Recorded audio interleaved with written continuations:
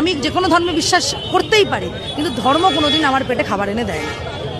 আমি আমার বাড়িতে যদি কোনো ঈশ্বরকে প্রতিষ্ঠা করি, ধরুন আমার বাড়িতে কোনো কুলদেবতা আছে, তাকে আমি প্রতিষ্ঠা করলাম, তার সামনে সারাদিন বসে থাকলে আমার পেটে ভাত জুটবে না। তাকে আরাধনা করে আমাকে অফিস যেতে হবে, কাজ করতে হবে, মাসের শেষে যে মাইনেটা পাবো সেই মাইনেটা দিয়ে তার থালার সামনেও আমি ওই সন্দেশ মিষ্টি নকুলদানা বাতাসা দিতে পারবো, আর সারা মাস আমার পেটেও হচ্ছে গিয়ে ডাল চাল ভাত রুটি খেতে পারবো। তাই জন্য আসলে লড়াইটা রুটি রুচির এবং অন্ন বস্ত্র বাসস্থানের, মাথার ছাদের, গায়ের মানে আচ্ছাদনের, আর হচ্ছে গিয়ে পেটের ভাতের। বন্ধুরা, একজন হিন্দু ঘরের মেয়ে বলছে ধর্ম খেতে দেবে না, তো আমারও একটা কথা থেকে যায়, এই ধর্ম খেতে দেবে না কিন্তু ধর্ম বাঁচতে শেখায়।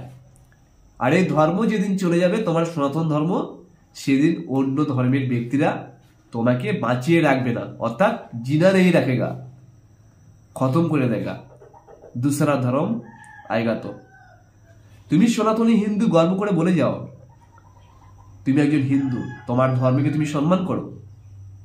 ধর্ম তোমাকে খেতে দেবে না, কিন্তু ধর্ম তোমাকে পথ দেখিয়েছে চলার জন্য।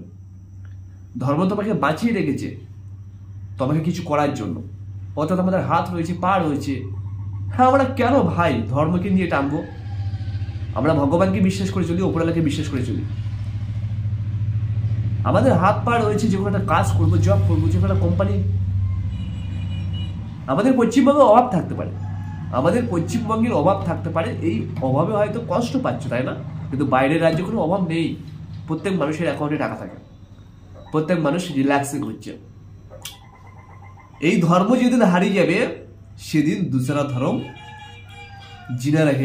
জিনা নেই রাখেগা। সত্যি তাই, বাংলাদেশ পাকিস্তান থেকে আমাদের শিক্ষা নেওয়া দরকার। বাংলাদেশ পাকিস্তানের হিন্দুদের কোনো অভাব ছিল না, কিন্তু অন্য ধর্মের ব্যক্তিরা তাদেরকে শান্তিতে থাকতে দেয়নি, তাদের টাকা পয়সা লুট করে ধ্বংস করে দিয়েছে। কি করবে? সারাদিন কাজ করে, সারাদিন চাকরি করে, মাসের পর মাস চাকরির টাকা কি করবে?